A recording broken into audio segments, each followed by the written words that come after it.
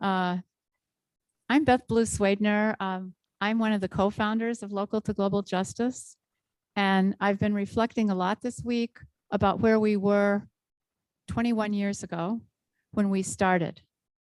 We were also trying to end a war. We were trying to counter occupation of a superpower in another nation, much like is happening right now. Last time we were trying to have the United States slow down and not invade and not occupy. And we did a lot of marches with Local to Global, and we were among the organizers. And what I've been reflecting on, of course, is Ukraine. And we've had flyers about the Solidarity March and rally tomorrow at the Ukrainian Cultural Center. But it's always good, and since we are Local to Global Justice in spirit as well as name, to hear directly from a PhD candidate here at ASU who is from Ukraine, was preparing to do a dissertation with already internally displaced college students in Ukraine, and is of course in touch with family, probably many times a day. So Maria kindly agreed to just give an update about what she's hearing from home to help us separate some of the myth from reality. So I give you our colleague Maria, and I think you should sit where I'm sitting so that the panel can see you. Thanks. Yeah, thank you so much for Beth for inviting me and allowing me to speak, and also for sharing the information. And thank you everyone for your attention. So I'm a PhD candidate. I returned to the US in January and, I returned to the US in January, and I was supposed to go back to Ukraine in March, April, like in a few weeks, to do my data collection with students who were moved from war areas and were in mainland Ukraine. And just a few days ago, they canceled all the flights and the full-scale invasion started. I think I would like to share a few things. And although I am in quite a vulnerable position right now, personally, because all my family and my friends are in Ukraine at the moment, if you have any questions, or if you're curious, like, please don't be shy to ask, because there is a lot of misinformation at the moment. And I'm happy to share what I know from my friends and family, talking to them all the time. So I just would like to say a few things. First is that like Ukrainian military, when they capture Russian soldiers, and the Russian soldiers confess that they're given direct orders to kill civilians.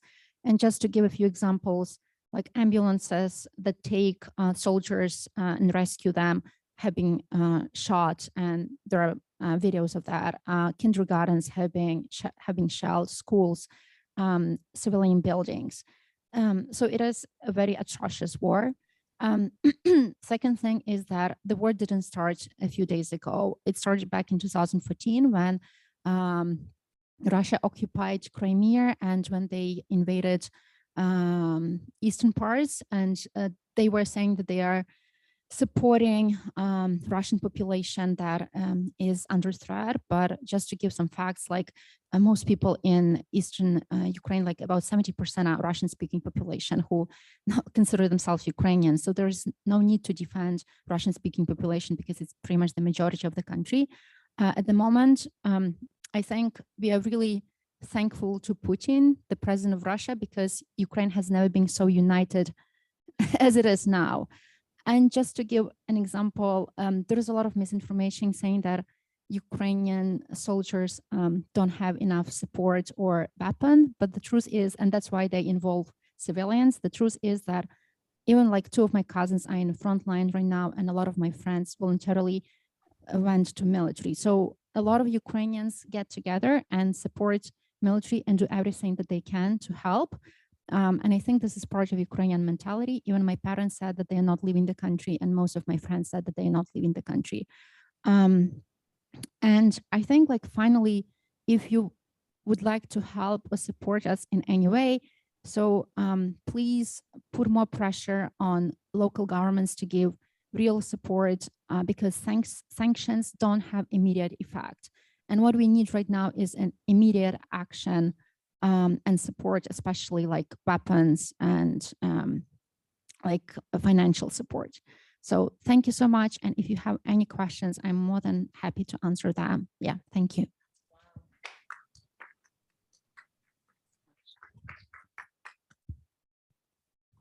Thank you for that. And our thoughts are with you. And again, there's information on the event tomorrow, gathering at noon at the St. Mary's Protectress and a cultural center, and there'll be a march, and it's in Phoenix. The information is on every table if you want to take a picture of it, and hope to see you there tomorrow. A big turnout will show our solidarity.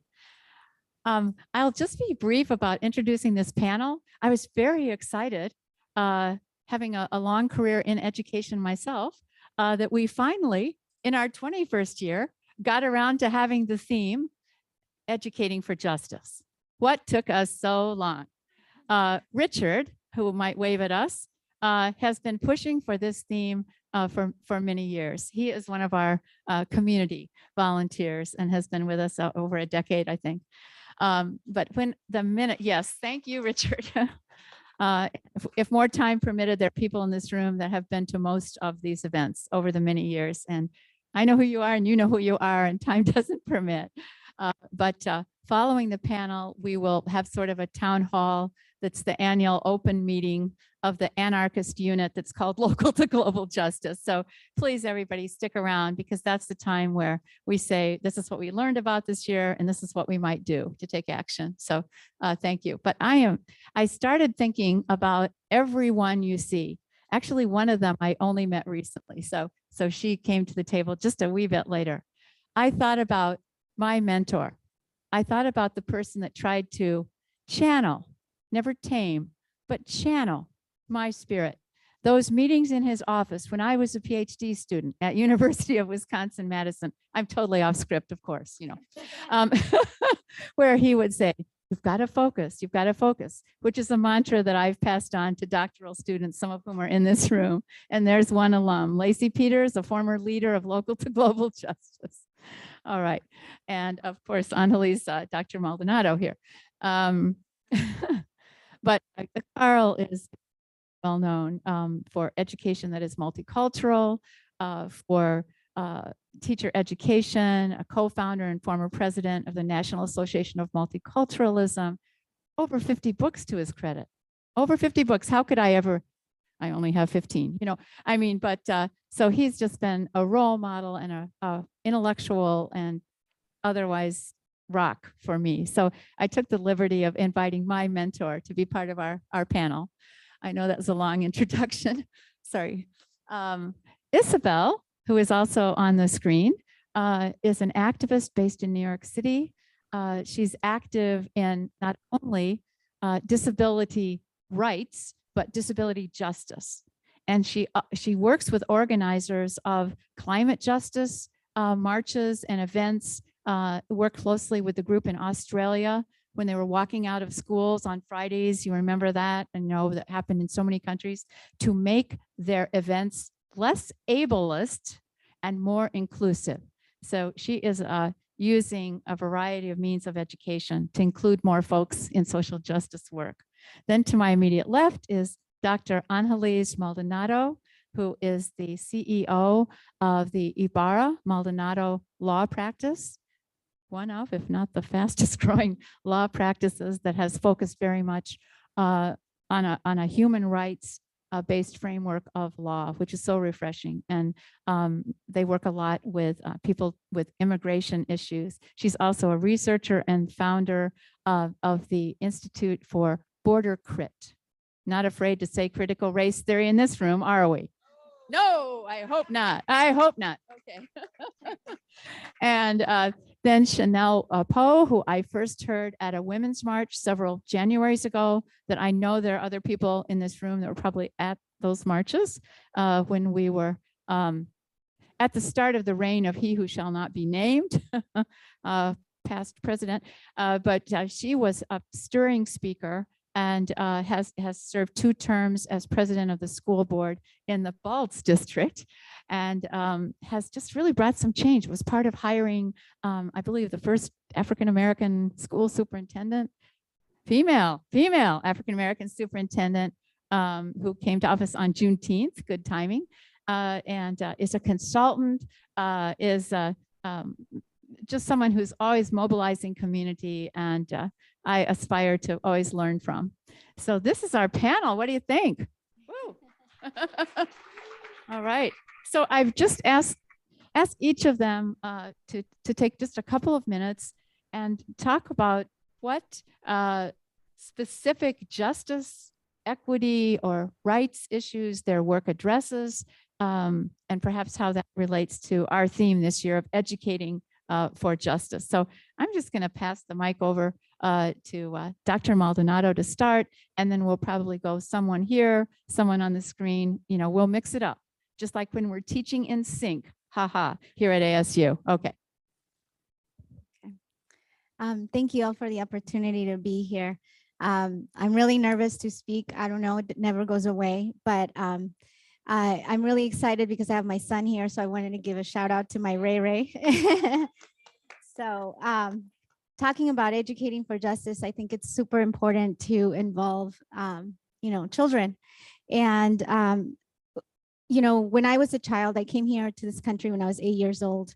And, I started seeing the way that discrimination played a role, and just all of the experiences that I had growing up, seeing my father being mistreated, seeing my family struggle, and seeing myself in school as feeling like incredibly small, incredibly insignificant.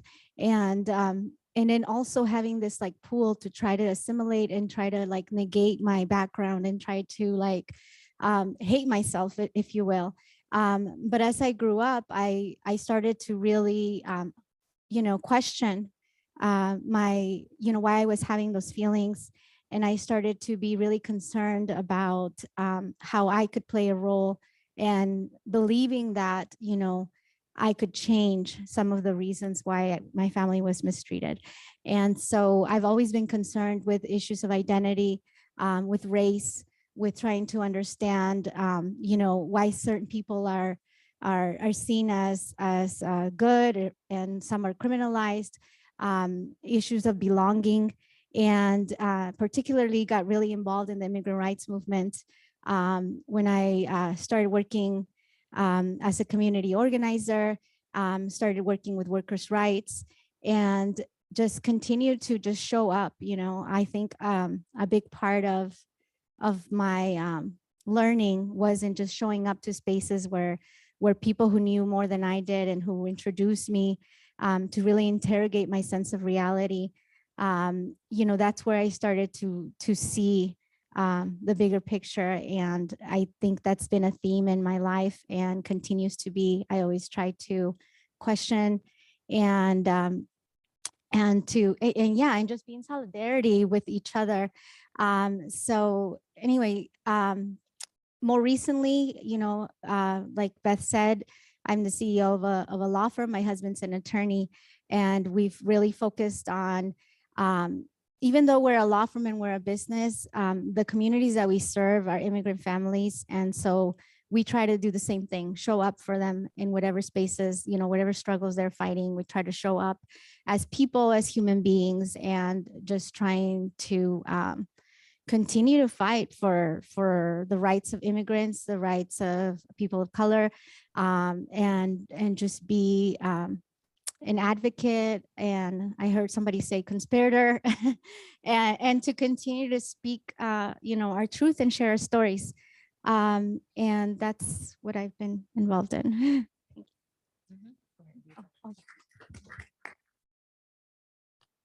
I think if it's okay, Isabel, we'll go to you next. Kind of mix this thing up. Okay. Hi, everyone. I'm a disability rights activist. I specifically focus my work on organizing for intersectional disability rights policy and accessibility. I came into this work because as a disabled teenager myself, growing up, society taught me that disabled folk were inherently less than, that our bodies were flawed. So whenever I faced obstacles, I blamed it on my body and who I am as a person. But I realized that whenever I did have accessibility and accommodations, I could thrive. My body really wasn't the issue, society was, which led me to discover that our laws and policies as a country are deeply ingrained with systemic ableism, and that our world itself has been physically built in a way that leaves out disabled folk, which really made me get into civil rights work. And because civil rights issues for disabled folk could be found in basically every sector of our lives, my work has spanned from organizing campaigns for bills to create marriage equality for disabled folk, such as the SSI Restoration Act, to organizing to take down a Supreme Court case that threatened to gut the ADA in Section 504. And something I really do focus on connected to educating for justice is educational equality and accessibility for disabled folk. As someone who lives education and lives education policy right now as the recipient, as a high school student, I have now experienced firsthand how critical it is that justice education is ingrained in our classrooms and in every facet of our lives. So in my work, I seek to address disability rights not in a vacuum, because the disabled community is multifaceted. Thank you. Thank you. She's clearly mastered the laser talk, the elevator speech. Okay, Chanel? So I'm so excited to be here, and that was just awesome. Isabel, you killed it. You did a wonderful job, and you also overcame those jitters. But when we talk about like what was some of the things that I was able to do when I served on the school board, I think it's important to start to say there were a series of things. Most recently, I had a case study published entitled "The Road to Racial Justice in Education Starts with the 1619 Project Pilot Program." Now, the first thing I did was, I got involved because my son was discriminated against. I'm raising a young Black son in school, which made me feel helpless as a parent. As I got more engaged in Arizona, I got civically engaged more so with the healthcare reform movement, which really got me into local politics. And during a lot of organizing with supporting a lot of Democratic candidates and being very engaged with our party structure, it was important for me to channel my activism in a way to create systemic change in our communities. So there was an opportunity and an opening on the school board in the Balts district, a district where I live and where I love our community. I was actually one of the board members that stayed most south of the district. So I was very much so connected in and around the various parts of our community. And looking at the district and the students that we served, I came in with a heart to serve students and be student-centered in my governance approach. And one of the first things that I knew that I experienced as a parent was disproportionate suspension. I remember my son first getting suspended in preschool. It was a long journey. So one of the first things that I asked for in this governance role, but I also empower you if you're a parent or also a community member to attend your local school board meetings and just say, hey, can we see the disaggregated data for student suspension? I want you to break it down by race, by grade, by offense, and then what was the resolution to that?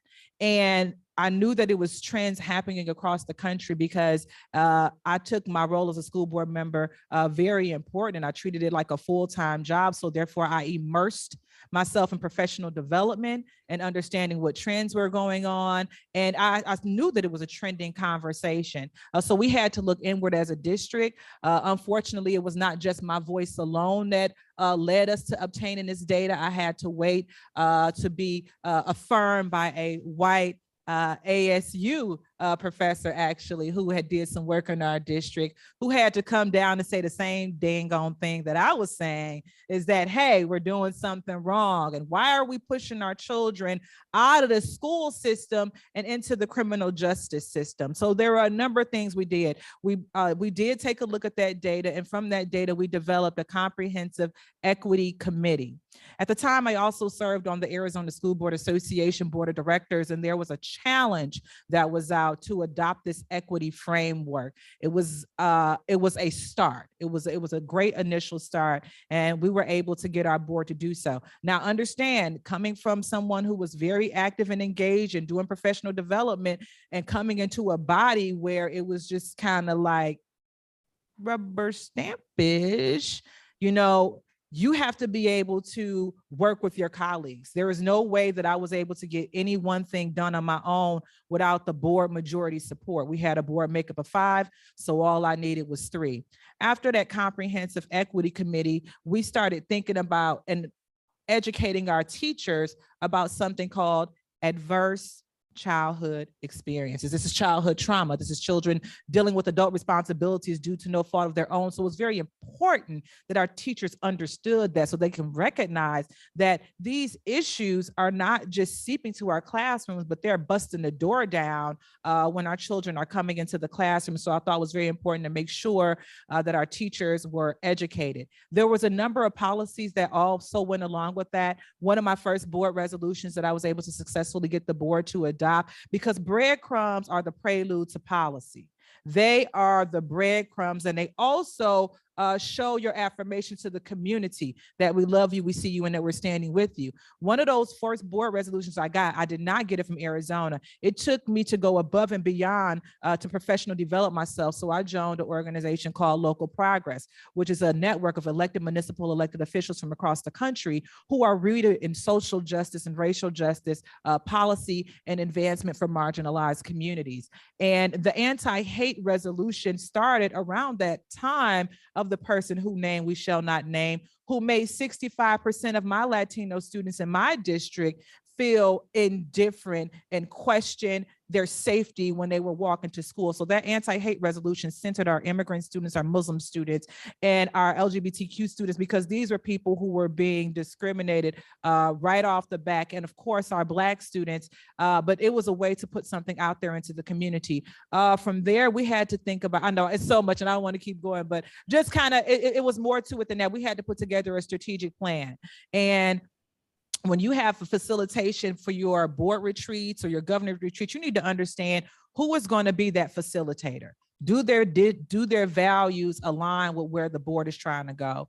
So one of the things that we implemented prior to my leaving the school district was a 5-year equity-based strategic plan that had equitable measures and goals, including evaluation weights, equity weights within the superintendent's evaluation. So this was a shift of a culture that started from a conversation of letting data lead the conversation, also help us form which direction and guidance that we needed the district to go, as showing the superintendent what goals they need to obtain, but also holding the governing board responsible.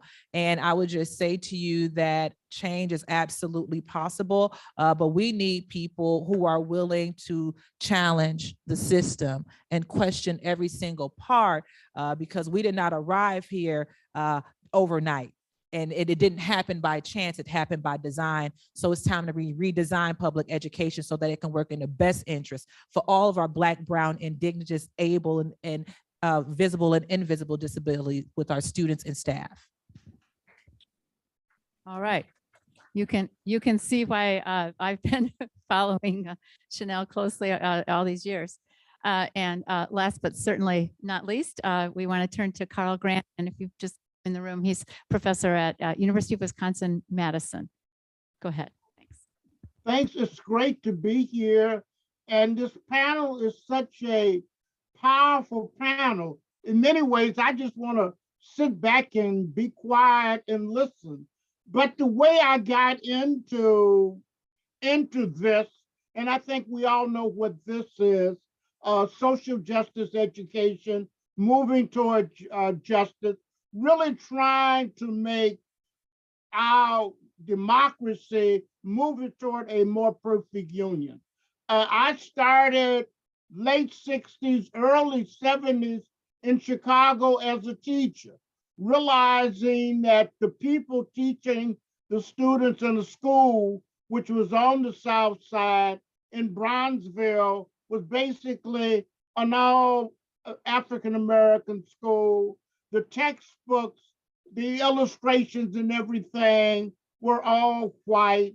And I can remember telling my principal that I wasn't going to use those books because there was not a picture illustration that the children could look at and say, I want to be a scientist, I want to be a doctor, I want to be a part of what we now called STEM.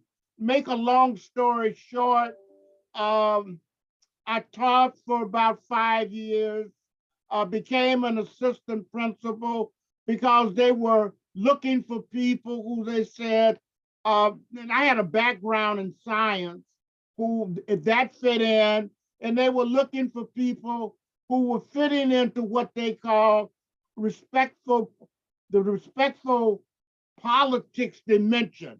And I basically fit that profile. I used to wear a shirt and tie and all of this. But part of what I was after was really trying to make sure, once I saw the injustice that was going on in the classroom, to make certain that the students that I taught would have an opportunity to do what they wanted to do. So then I went to University of Wisconsin-Madison. That opened up a whole different way of thinking about things and made me decide whether I wanted to become a professor, because by then I had become a principal in Chicago, or go back to Chicago. And I had friends that said, why don't you stay in Madison? Because there were few African-American or any professors of color in most of these universities. So that's what I started doing.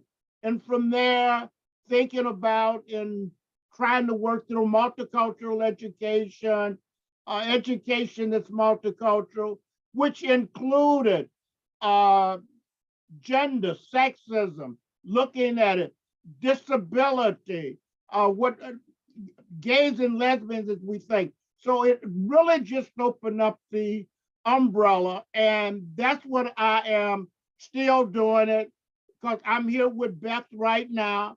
And I wanted to say, yeah, Beth came into my office, and Beth was, oh, good gracious. Beth would come in and say, I'm doing this, I'm doing that, I'm doing this. I said, Beth, do you ever want to finish? Oh, I gotta go to Africa. I gotta go here. And I would just say, look at her and say, Beth, you need to focus if you want to get this degree. And then Mara, and I see her over there. Mara was up on the 5th floor with me. We used to all hang out together. So look, it's just fabulous that I'm here with you. I'm going to enjoy this and learn from you.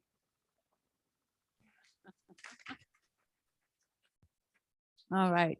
And to remind everyone, this is a hybrid session, one of our hybrid sessions. So there are viewers, I've just caught a glimpse of some names, but in many states, and he was just referencing Mara Sapone-Chevan, a past keynote speaker when we looked at issues of inclusion at this event.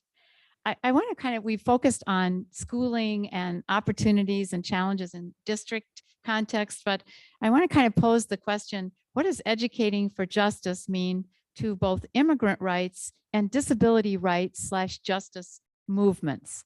And maybe here we'll start with Anjali. So what does community education look like in these social movements?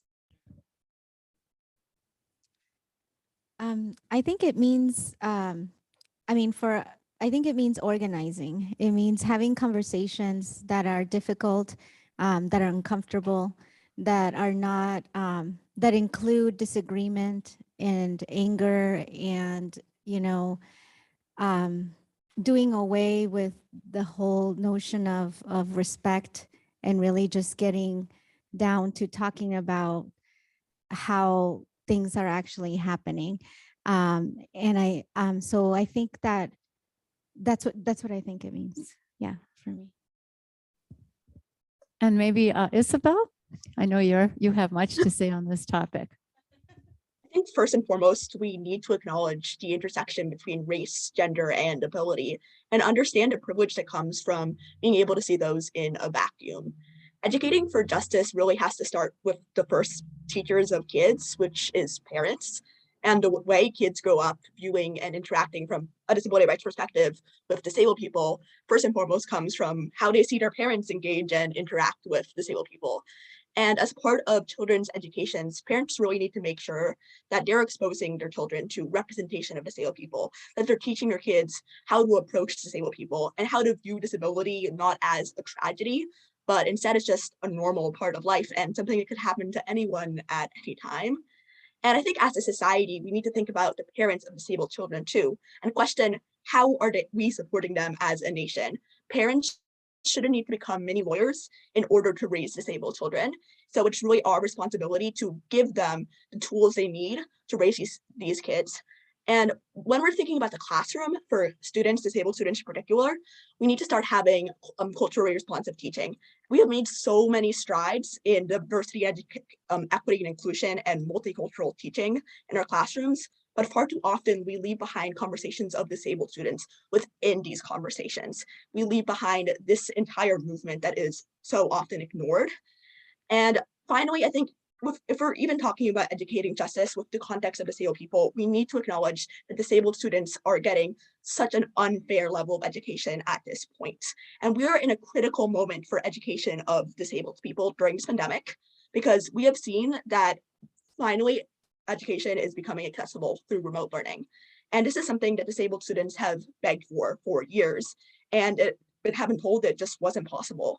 And now suddenly during this pandemic, when non-disabled students needed it too, it was possible. And the world became so much more accessible.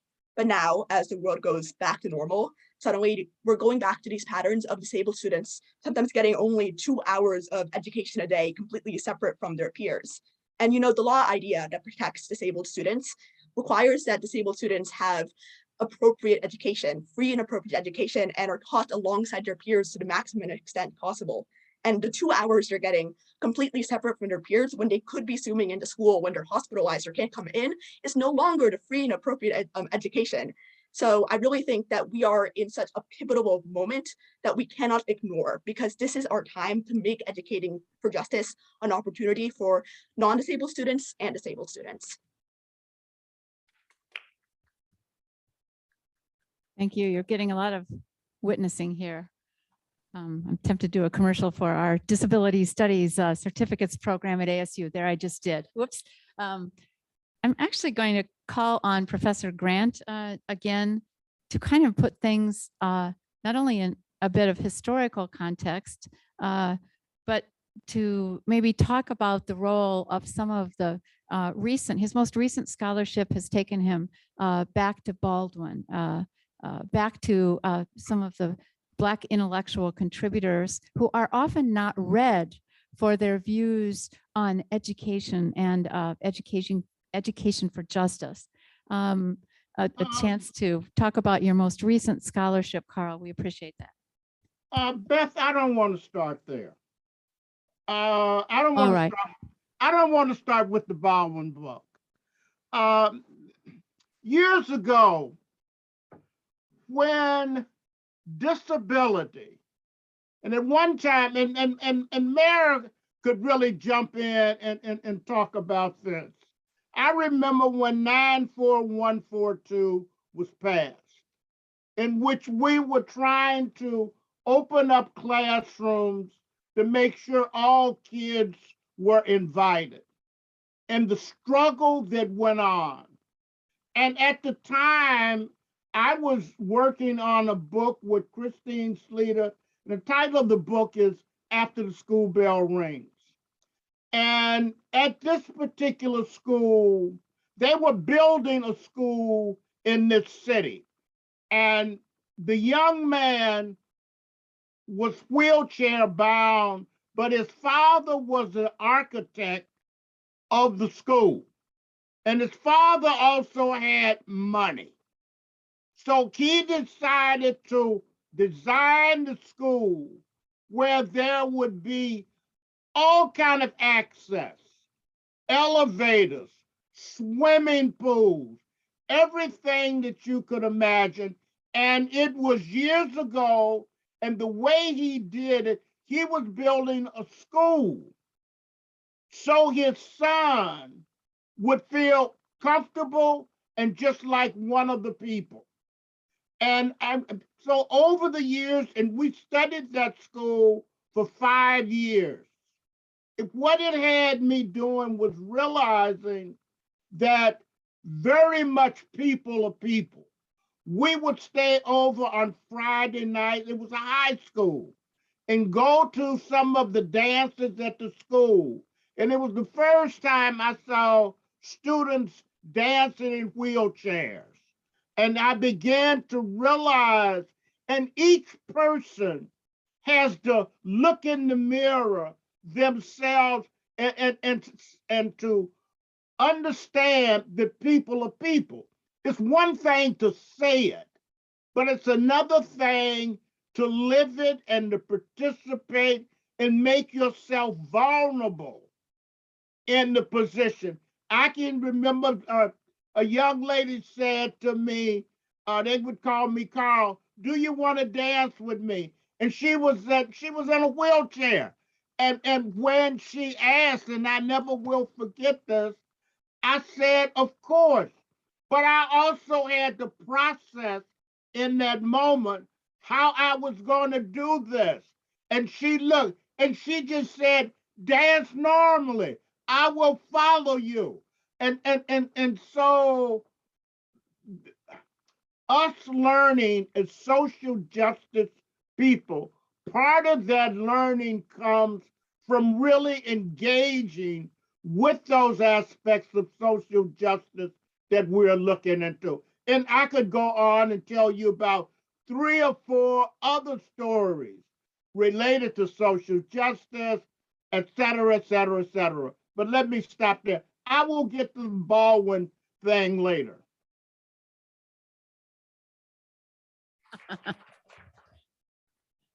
All right. And someone we've alluded to, and she put something in chat just now, again, Mara Chevin at Syracuse.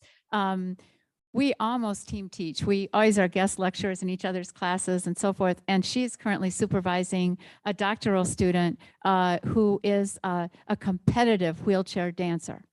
And she's doing related research. And when we open this up to the wider group of us, she may want to weigh in on that. I think none of us have failed to notice, kind of a negative way to say that. I think it's been obvious to all of us, how's that? That this is a really tough time to be an educator. It's a tough time to be a healthcare provider. It's a tough time if you don't like isolation. It's a tough time if you, ... I won't go on and on. I could, we all could. It's just been a challenging time.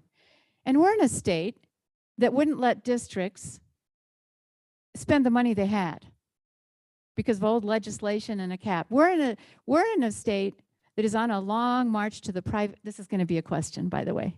I'm not just using it as a bully pulpit, a little bit that, but you know, we all follow the news. We know what's up. This is one of the worst states to be a teacher. They're underpaid. We rank, I think second from the bottom, maybe. Okay, 48th. And what I wanted to do next was just kind of look at the climate of education and what it might mean to reclaim our profession. And I say our because I'm a former preschool and kindergarten teacher and plan to get back to working with young people on a certain extended sabbatical I'm about to take.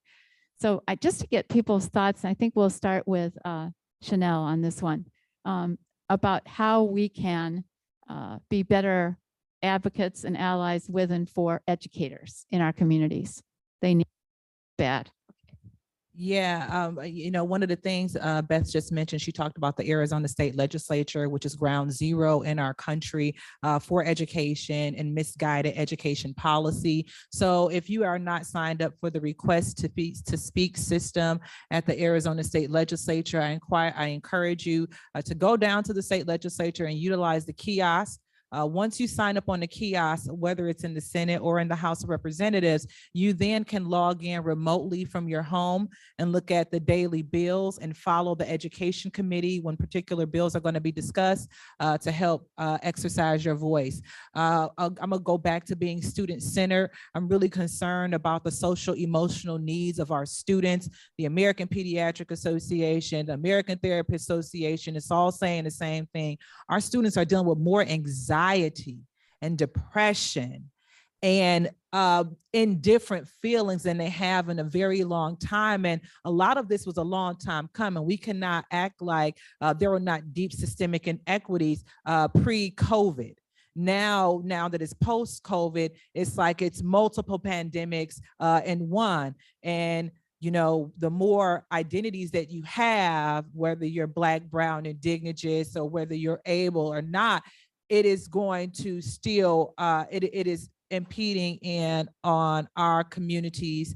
And when you think about our teachers, when we think about what are we providing and what outlets do we have for our teachers, you know, I see a redesign. We are at a precipice, and we have an opportunity to truly shift the trajectory for the next century plus. And we are going to have to do things differently. When I think about what can we do, when I think about a governance standpoint, I want to look at the organizational chart for school districts, and I want to see who's getting salaries and where are these monies going, and do we have some positions that need to be updated or phased into something else. One of the things that Dr. Kennedy did when she came on as superintendent in Baltimore is she created a new position called the pandemic team. The pandemic team needed to be aware about grants, opportunities, testing opportunities for our schools and our students, to have a team that's completely dedicated to that. What can we do now? We can show up at our school budget hearings, which typically happens within May or June, to allocate for equitable funding. When I think about what can we do right now, we need to think about restorative justice and restorative practices. In Baltimore, we were one of the first districts in the state to open up a restorative justice center, West Coast Mennonite, again, to help keep our students in the classroom. As we all know, the Board of Education has allocated, and it is state law, that students have seat time that they need to meet. So when students are acting out or may have some social emotional issues, what are we doing to pour back into them? What are we doing to cope? In Baltimore, one of our schools, Crockett, they first started mindfulness training, and they had a mindfulness room, and that was both for teachers and students to be able to be calm and to be able to regroup. And now, before I left, it was something that we had committed to doing district-wide. We need to teach and I want to touch on Isabel's point about culturally responsive teaching, but it's also imperative that we know who's doing that cultural responsive teaching, who's getting that contract, who is going to be the one facilitating that. And how are we empowering, empowering our children, right? So it needs to be multiple strategic plans that are in place, but it needs to be a redesign. Our students need to see themselves in the curriculum. In Baltimore, we served 65% Latino, 21% African American, 6% Native American, and 6% white. Students need to see themselves in the curriculum. Students who speak multiple languages need to be empowered. And one of the issues that I had when we talk about equity in education, since it's such a multi-tiered system, one of the things that I learned advocacy for is our gifted students. Who's in our gifted classes? How are they selected to be in our gifted classes? Can we put all of this on a teacher to be able to recognize if a student is, that's a lot. Are we supposed to put that all on the teacher just to be that one point of contact to recognize if a student is gifted? What if a student speaks English as a second language? Does that mean that they're not gifted? Before I left the school district, we did a gifted scope and sequence where there was quantitative, verbal, and nonverbal testing for all students. We need to challenge the system, and we have to do things differently. And what we find out that school districts are doing this work, guess what we need to do? Model that. We do not have to always, recreate the wheel when there is model works that we can implement within our system. And that's why in Baltimore, we started our road to racial equity and racial justice through the 1619 Project, because we know that systemic racism began in 1619 in Jamestown, Virginia, when the first boat of slaves was brought to the United States of America. Now, we saw that there was still racism through our Native American community, which, let's, by the way, recognize that we are on stolen land. And Arizona has 22 federally recognized tribes, the largest in our nation. And our Native American community still does not have equal access to the ballot box and still does not have equal access to education. So there is so many multi-tiered areas that we need to advocate for, but it starts with each and every one of us. Are we showing up at our school board meetings? Are we showing up at our college board of regents meetings? Are we showing up to our state legislature education committees? And what are we doing to pour into children who live in and around us? Systemically, I think it's important that we recognize and celebrate our inclusivity and our differences. This is why I advocated for the district to adopt recognizing Heritage Months. When we think about the things that's arising with our Asian community and attack against Asian, how are we centering Asian History Month, Asian Pacific Islander? How are we celebrating that? We know that elementary school is a hotbed for racism. And if we don't stop it out at that point, it's going to perpetuate, and it's going to be in our halls of Congress. It's going to be at our state legislature. It's going to be in our governor's office. And right now we are watching this all play out. So in order to create a new system and to do a redesign, we have to be intentional about our curriculum. We need to hire staff, educators, and superintendents and executive cabinet staff that reflect the demographic of our district. Who are we recruiting? Not going to the same colleges telling us the same old things when we should have memorandums of understandings with HBCUs and also Mexican American and Latino specialized universities.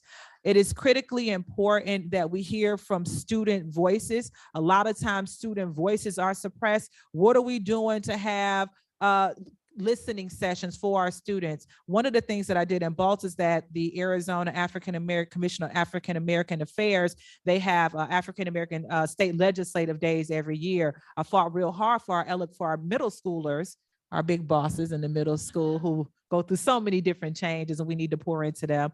We empowered them to go down to the state legislature, and they had a debate about wearing school uniforms.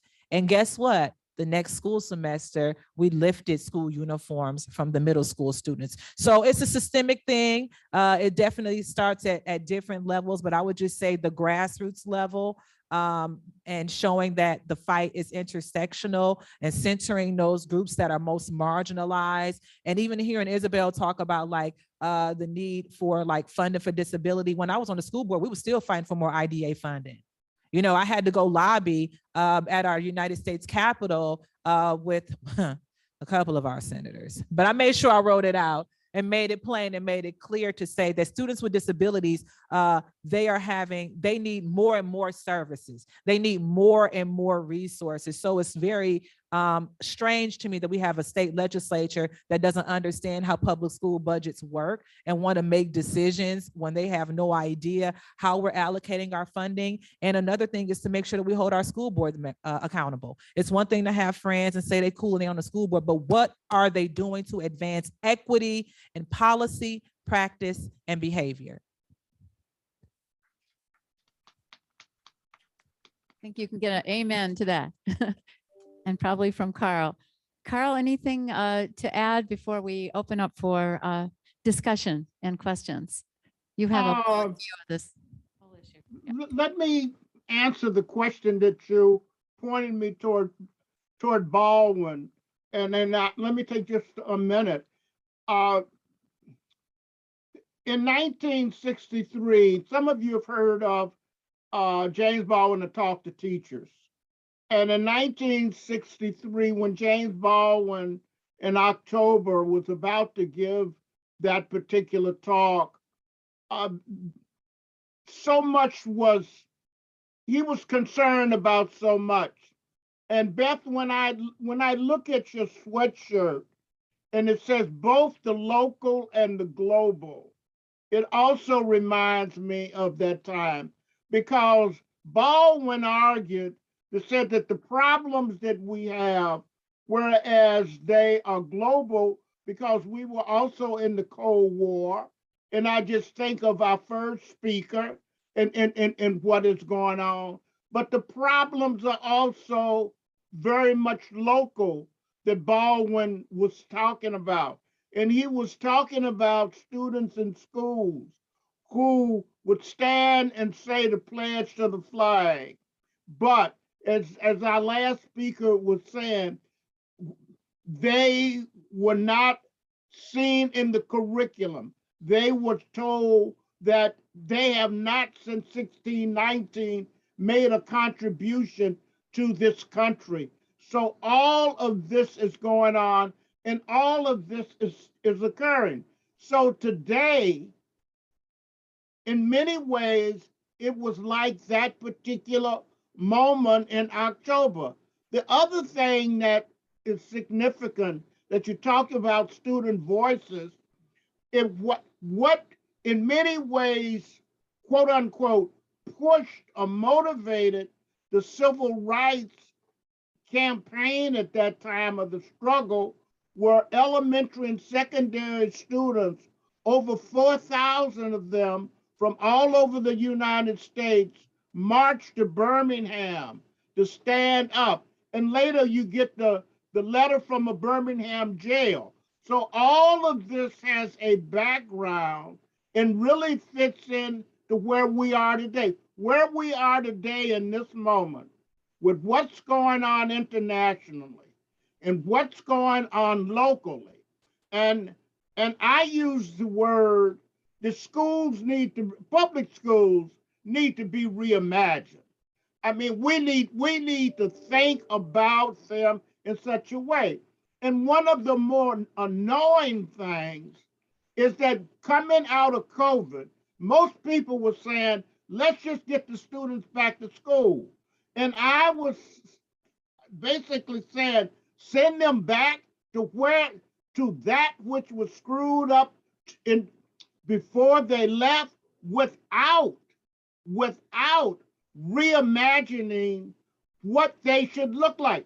There was no discussion. If you look, everybody was saying, oh, it's the mask, it's this, not the reimagining. And I could just go on and on, but I think you get the message. And look, I'd like to fire everyone on this panel, and we need to take that fire out into the streets, into the school board meetings, and into the classroom. Otherwise, this is not going to change.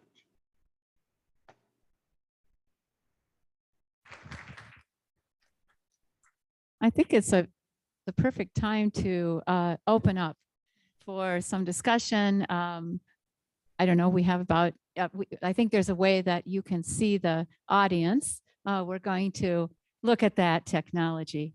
Thank you so much. Yes. And yes,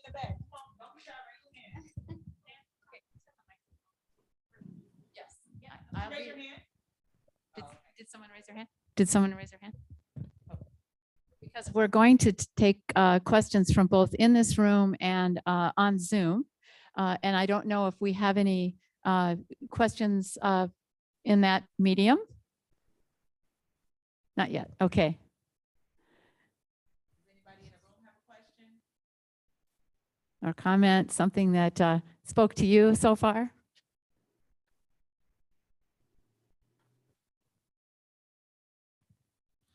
Hi. This is very inspiring. I have been coming for many years. But as someone who literally just left teaching because I felt like I was pushed out and unsupported, what can we do other than to go to the school boards? Like, what our society is doing this to not just me, to people who are passionate. And you shouldn't have to give up a livable wage. You shouldn't have to take a pay cut to teach for years and years and years and stop your own professional development for years and years and years in order to be a teacher and do this important work and do CRT in the classroom and do all these amazing things with our students, but you're not supported. And then you're pushed out because they feel like you're overpaid. When you finally get to a wage where it's all right, what do we do? Like, I know we need systemic change, and I'm just, it's a fresh wound for me. I'm very, very passionate about this. And I stayed in teaching as long as I could, and I feel bad that I've left, but what do we do? I'm so sorry we lost you. And I hope that you may consider coming back, but that is a topic of conversation, teachers being supported. What does that support look like? I think it's about meeting the needs. I think it's about mental health. I think it's about coming up with an adequate schedule. You know, there was some conversation about what it would it potentially look like if students did hybrid learning a couple of days a week. We need district that's willing to try different models, and we need to reschedule the funding formula. I mean, the funding formula is jacked from the beginning. The notion to collect funding for public schools off of property taxes, really, that's not equitable, especially for our urban school districts, and especially for a majority of our public school students. But I'm going to say advocacy definitely starts from the top. And when you get mad as hell, you somehow find a way to get connected with our education secretary, Cardona, or you may be on the United States Department of Education email list where you can be a part of conversations. And most recently, they opened up a fellowship program for teachers, and they did a residency for teachers who wanted to live in DC, and they had a non-residency. I think it's really to be in a know, and I think it's important definitely to start at the top. But I also think it's so critically important that we fight locally. When is the last time that you've all been to a Board of Education meeting? We know that those positions are actually appointed by the governor. So depending upon who the governor is, that is who's helped shaping policy from that level. What is your relationship like with your state representatives? What is your relationship kind of like with your school board members? Have you set up a meeting to meet with our state superintendent? Have you ever set up a meeting to meet with our county superintendent? So I think it's about getting in the face of those decision makers. But then I also think it's about exploring what's new and what's out there. Last year, I participated in several education convening consortiums. One of them was called 100 Days of Conversation, where we garnered parents and students in our community to talk about some of the issues that we're facing in school, so that ultimately this could potentially be a blueprint to send policy recommendations at the federal level. But you know, we needed to start at the top, but if it's not, we have to push locally. Change locally can and must occur, but it does take a different way of thinking. And if we have decision makers who have those dated ways of thinking and not a fresh approach, then they don't need to be in that position. And what is it going to take for us to get the right people to serve in those positions? We have to sometimes even rethink about how are we recruiting our teachers, right? And when we think about like teacher pay, again, the formula is not to our liking. And then you have an opportunity to look at something called the Auditor General's report. And that is public information for every school district. And it'll make you aware of how does your district spend money? Because remember, it's not always about how much money we have. It's about where is that money going? And does the public have access and knowledge to it? And if you don't, we really need to start participating in some national conversations where racial equity is at the center, where we can really get some of the tools and tactics that we need so that we can fight this misguided direction on site. We need radical transformational leadership with the thought process of inclusivity and belonging.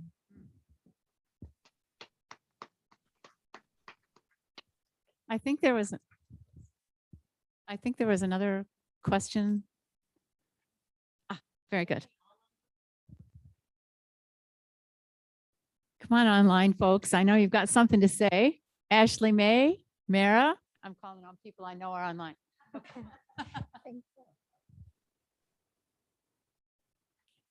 Hi, everyone.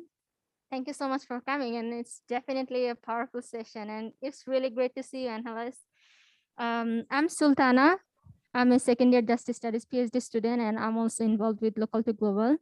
So which is like very happy thing to add in my life. So my question is like all of you, especially maybe to Dr. Swadener and Carl. So my question is like, what would be your idea, or how would you promote an inclusive classroom environment that will focus on multiracial, multicultural, multi-religious, and disability engagement? So like, as Dr. Swadener mentioned, like, this is really challenging nowadays to be an educator. So yeah, it is. So then like, my question is like, who will be taking this responsibility? Just the educator, or like the students, or us, society as a whole, the whole system? Big question. Who would like to? Beth, would you repeat the question to make sure we heard it correctly? Yeah, how do we make inclusive classrooms actually happen? Where's the responsibility? What are some of the dynamics of getting there? It's a vision many of us have long held. So she just is, I think, looking for some more specifics, which is what we do. We try to find. I mean, let me stay with James Baldwin for a moment. James Baldwin used the phrase "go for broke," and in that he implied that we all have to work very hard in what we're doing. As the person was raising the question, I thought about the work of Louis Malle. And if memory serves me correctly, he was right out there in the state. Yes, U of A. Pardon? In Tucson. With his funds of knowledge. So I think in part what we have to do is to look around, realize no one is going to do this for us.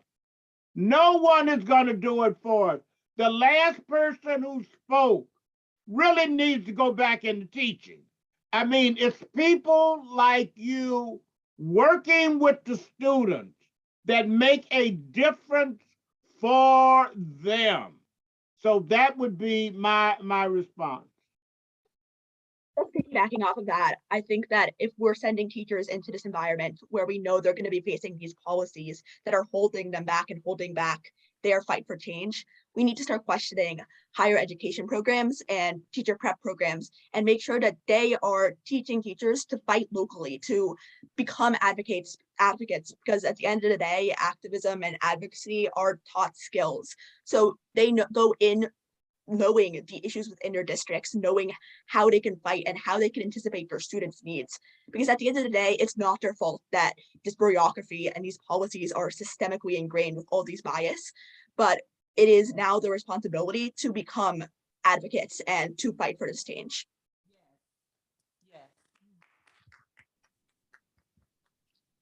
Yeah, I just wanted to chime in a little bit. I think that we have to be willing to be on the losing team. I think a lot, when you were asking, what do we do and we're failing, I think we have to be really comfortable with failing. I started, talking about how I was really concerned about belonging. And as I get older, I just keep realizing that to not belong to a world that is so fucked up, where there's so much injustice, where there's war, where there's all this stuff that is actually happening, it's actually a good thing. It's actually a good thing for us to not belong and for us to be comfortable in losing and in advocating and fighting and being on that losing end, because at the end of the day, it's really a personal question. Like, who do we want to be? Who do we want to be each and every single day?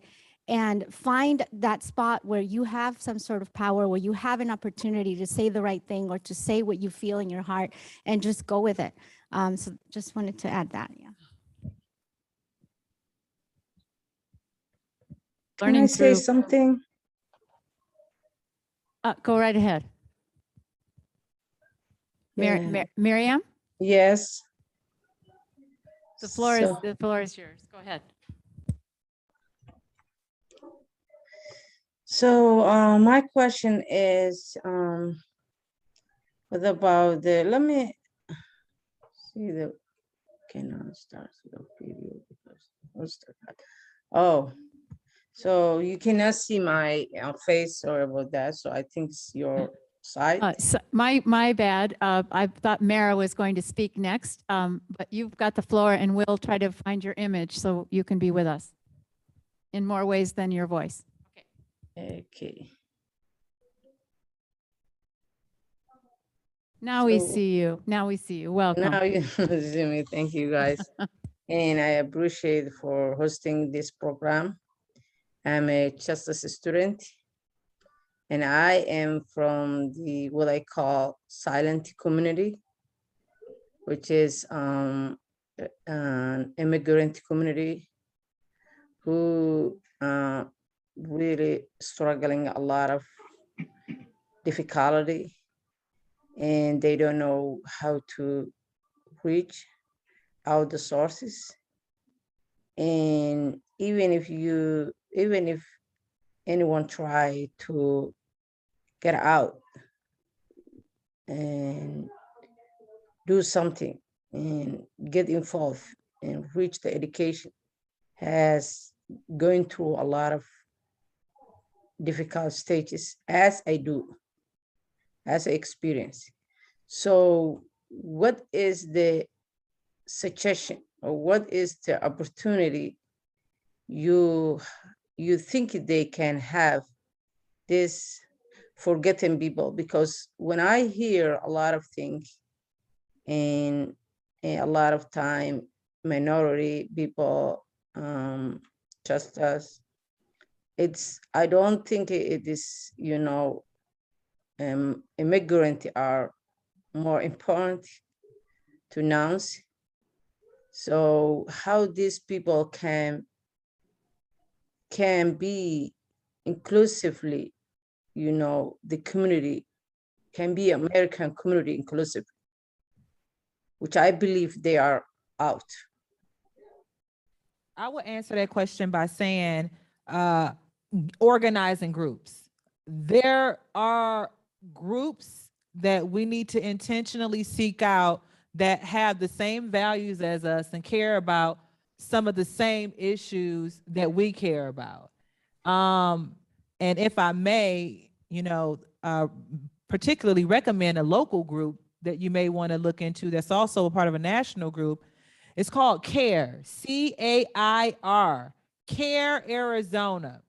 And these are organizations that are led by refugees and immigrants who are documented and undocumented, who came from various parts of Africa, who are working to educate our communities, because education is a big key. How do we know what's accessible to us if nobody is reaching out to us? As always, people on the receiving end, Black, brown, and indigenous, we have to go seek it. We have to find these resources. And what I'm sharing with you, sister, is that it is groups out there who have the resources, who have the education, who host empowerment workshops, people who speak your language, people who look like you, people who are comrades, who stand up and help fight for issues and for resources that it is that you care about. We have to start being more inclusive with our neighbors. We need to start being more loving and more resourceful and being mindful of how we talk to one another. Sometimes we have to relearn how to be a human being. How are we being our brothers and sister keeper through one of the most tragic events that we are going through in our time? It's a slow leak and people are still hurting. So I think that I want people in the community to feel empowered, to know that we need to do better at reaching those who are most impacted in the most marginalized communities. And then also those communities who want to get active, engaged, and involved, that we intentionally and deliberately seek organizations and groups who have education, who have the manpower to help us get organized. So therefore we can protest in unity and we can protest with people power. So I encourage you to look at some local organizations and to look up local organizations. We got to be intentional in our Google. You know what I'm saying? I'm looking for a refugee immigrant group, right? Be intentional And if we know of groups that people in our network could benefit from, then it's incumbent upon us to share those throughout the community. Thank you so Yes, much. can I say one thing quickly? And I agree with everything that the last speaker said. But Miriam, let me say this to you. It is good to hear your voice and to see your face. And part of this starts with you showing up, realizing you have a voice, and exercising your voice, and realizing that this is a journey. This is a journey. And if you get on the path, there are others who will support you, work along with you, but realize you have a voice, show up and exercise it. Just adding to that, I Thank you think for your motivation, Professor. I think that also another space, I totally agree with what both speakers said, is social media can be a space that makes justice education much more accessible. A lot of times when I've been speaking at conferences and making speeches in academia and places like this, I've realized that the audience is often very self-selecting and often a very privileged audience that has the opportunities to be Good in point. these spaces. And not everyone has that. So I've found that, especially in this new generation, people often don't know what to look for. They don't know what groups to find. So that's why I think social media is a great space to have a wider audience, a more diverse audience that can reach these things and to make these often niche ideas that, like, I know for the disability rights movement, it is extremely rare that anything reaches the mainstream media. But I found that through social justice, I've been able to spread these ideas in places like BBC and mainstream media that wouldn't have happened without social media. I've also found that it's a great space for mobilizing people. I've found that when I say things on social media, I've been able to get people to come to protests. And so I really just encourage you to go find community within social media, to go find people that share your experiences, and to find justice education through there, because it really does give everyone an equal platform to say their truth. Thank you so much. And social media was one of the things on my list we hadn't gotten to yet. We're going to have to be wrapping it up fairly soon, but Ashley May had a post, but if we could make her visible. Okay. Oh, sorry. Mara. Yeah. Okay. But she was, I think Ashley was going to Here I speak to am. this last point was my Oh. only, yeah. Do you want Ashley to go first? No, you go ahead if you're up there. Go ahead. Thanks. Hi, so I'm delighted to be with you. And I wish I were in Arizona because I love this conference and because I'm in Syracuse and it's bitter cold. And also, I just wanted to, there's so much richness in this panel and this discussion. And this conference is called Local to Global, but of course it also could be called Global to Local. And so I sort of want to sort of draw attention that we really have to keep making sure that everybody and mainstream folks understand that it's not like there's the society and there's the schools. No, the schools are the tools in many ways of the society. A lot of the things that the schools are doing are almost trying out some really oppressive white supremacy, and it's going to see like, well, if we can get it to fly in the schools, maybe, it'll fly elsewhere. So it's both a reflection of the stuff that's happening in society, but it's also like a little bit the canary in the coal mine. We should be looking at what's going on in the schools. And someone mentioned funding of schools. I do a lot of work internationally, as does Beth. And when people hear that our schools are funded based on property taxes, they always say, but wait a minute, wouldn't that result in gross inequalities in what kids get? I'm like, uh-huh. And they're like, well, then why would they do that? So there's the thing, it's not an accident. So we can't pretend like it, oh, gee, we never thought about that funding formula was going to disenfranchise poor and minority kids. No. And the whole, the control of the curriculum and the critical race theory, and the attacks on what children can learn and what teachers can teach is a very, very concentrated and intentional attempt to destroy communities that but other people don't want to have power. And I really look at it as genocidal. And I know that may sound like too big a word, but if you say that we have to take books about queer kids out of the schools, what you're really saying is you privilege the comfort of some heterosexual privileged parent over the life of a queer kid who could kill themselves and maybe wouldn't if they had these books available. Or you privileged white parents feeling, quote, comfortable and pull out the book that's about a kid of color that might have been rescuing to them in a huge, huge way. So I always say to my students, draw the lens back, and then draw the lens in too. I just want to kind of recommend that we keep going back and forth and not just get stuck in what happens in schools, what happens in society, but that we see how those play on each other all the time. Thank you. Thank you so much. Thank you. And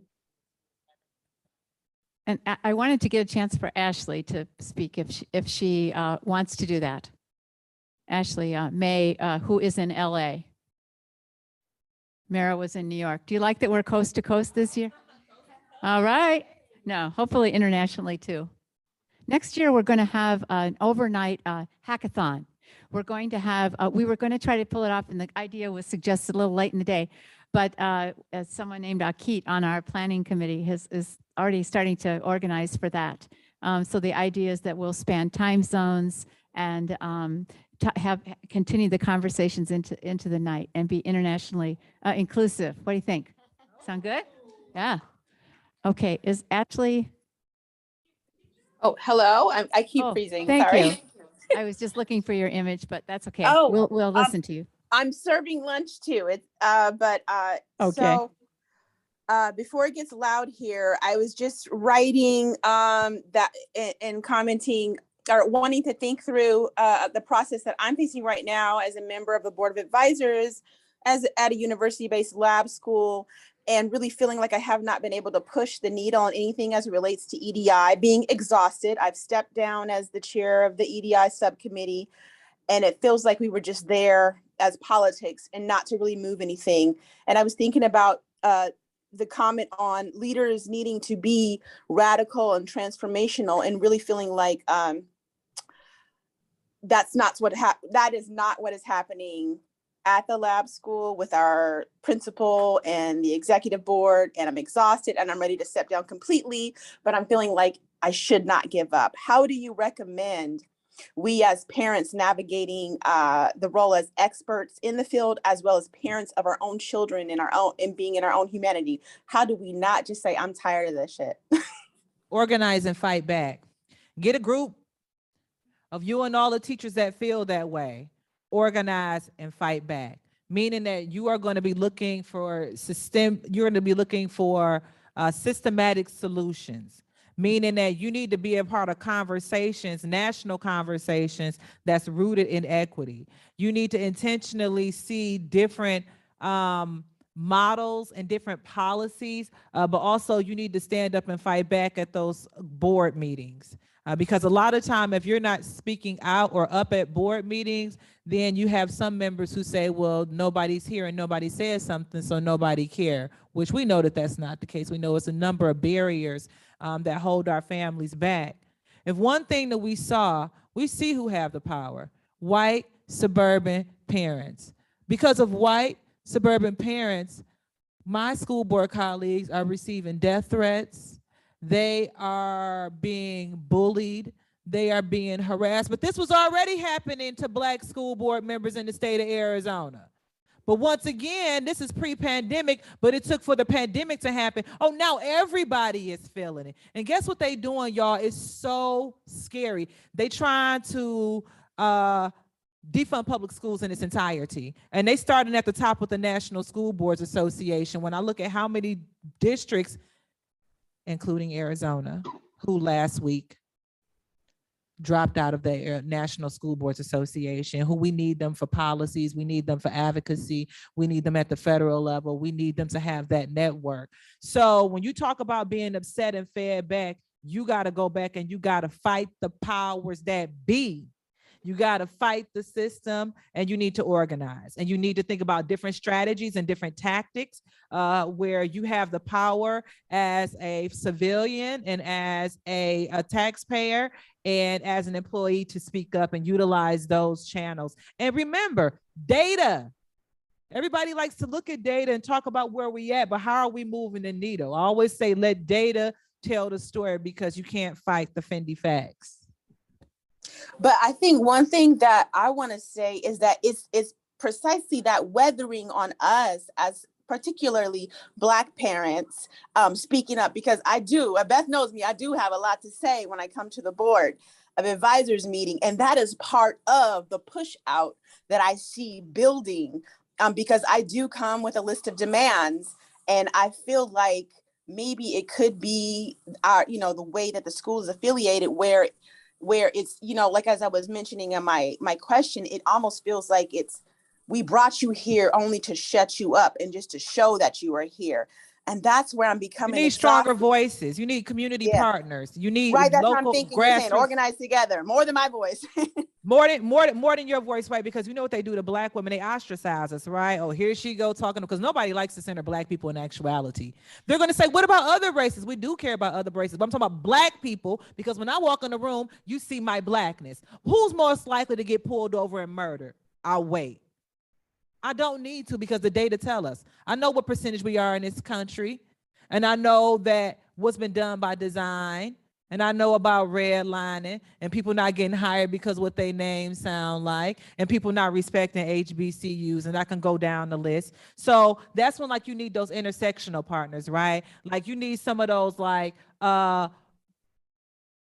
other Black parents, but also you're gonna need some white allies, because it's gonna take for white people to end racism. Y'all gonna have to educate your own people.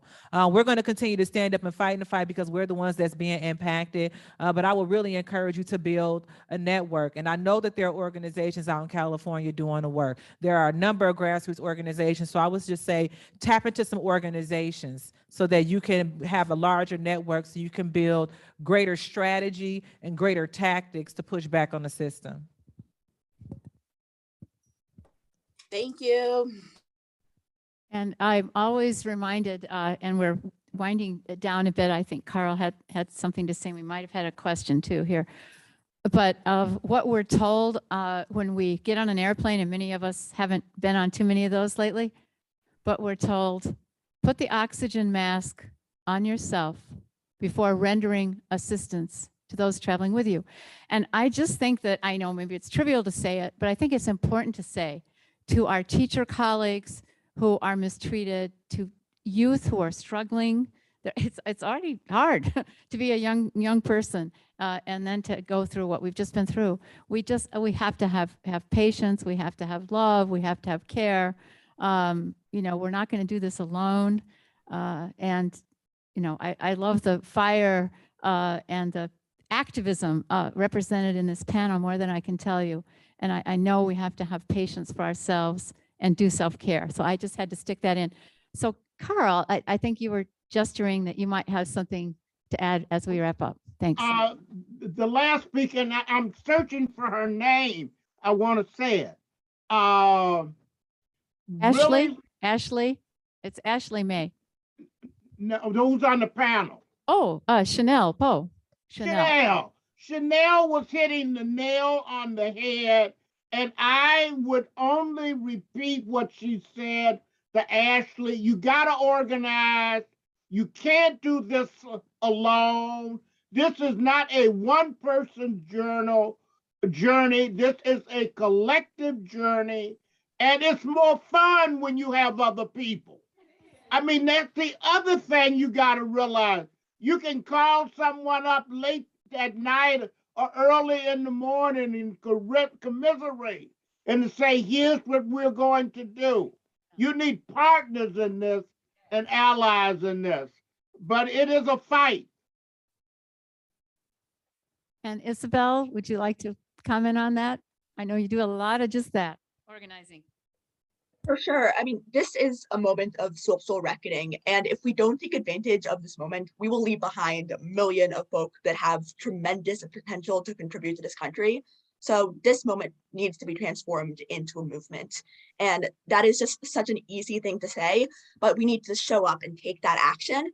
And there's a lot of structures already in place, a lot of organizations already in place, but I want to encourage anyone. I know for the disability rights movement, there's a lot of organizations that are run directly by non-disabled people. So I want to encourage someone, if an organization doesn't fit what you believe in and a fight you want to take action yourself, to create your own coalition organization. It doesn't have to be a 504c nonprofit. Take your own action, create a group, find community, and you really have to find joy within the fight, or else it's going to wear down and burn you out. I want to add to that real quick, Isabel. The fight is intersectional. My first fights that I started getting involved with in Arizona had to do with immigration rights. I didn't know much about immigration rights, but I knew what they were doing to Latinos was wrong as hell. And I was willing to stand in the fight. I was willing to show up to the meetings. I was willing to utilize my position of power on the school board to make sure that I centered students that felt under attack and felt like they were unseen and unheard. So we have to think about fighting intersectionally. So like as a Black woman, I can understand what it feels like to be mistreated and to be marginalized, but I know what it could feel like also for the Latino community. And I know I can also know what it feel like for the disabled community. So it's incumbent upon me that when I step in a room and I don't see these people represented, me specifically asking, where are they and why are they not here? So just remember, as we continue in this fight, as we organize and as we coordinate with community to be in community, also realize that our fight is also intersectional, because if they come for you in the day, they're gonna come for me at night. Well, I want to thank everyone on our panel here in the room and in the larger space that Zoom allows us these days, and we've gotten kind of used to. And thank you all for coming. We are going to kind of formally end this session, and a couple of us will, hang out. Jen's in the room, Jen Richter, co-faculty advisor. Julianne got the Eventbrite out and has kept the publicity flowing. There's several volunteers in the room, Sultana and others. And we have a couple of alumni back from Korea this year. Haejin, who was a volunteer years ago, and Lacey Peters, now in New York City, Hunter University. We've got some alumni in the room. What we'll do, as we always do, is just kind of have a brief open forum. It can be a bit more about Ukraine. Maria has patiently stayed with us and can answer some questions. Feel free to go. We're going to end this session, but just have a little bit of a town hall so we don't lose the collectivity of the event. Okay, thank you so much.